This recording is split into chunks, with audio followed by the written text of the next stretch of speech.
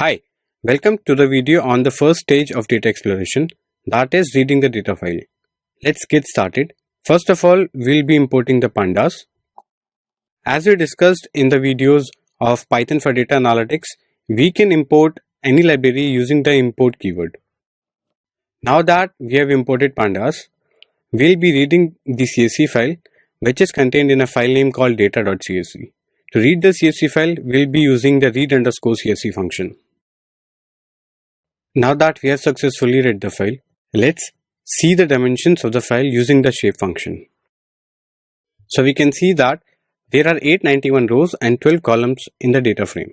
Now let's move to the next step where we'll see the name of the variables inside the dataset. We can use the columns function for this purpose. So here we can see that the variables in this dataset are passenger ID, survived, P class, name, sex, age, etc. Now let us move to the last step in this video where we'll be seeing the top 5 rows of this dataset using the head function. So here we can see that the head function has returned the top 5 rows which start from index 0 and ends at index 4, and there are columns such as passenger ID, survived, P class, etc. So this is an end to the first step in data exploration where we have read the data and performed some basic operations on it. Thank you.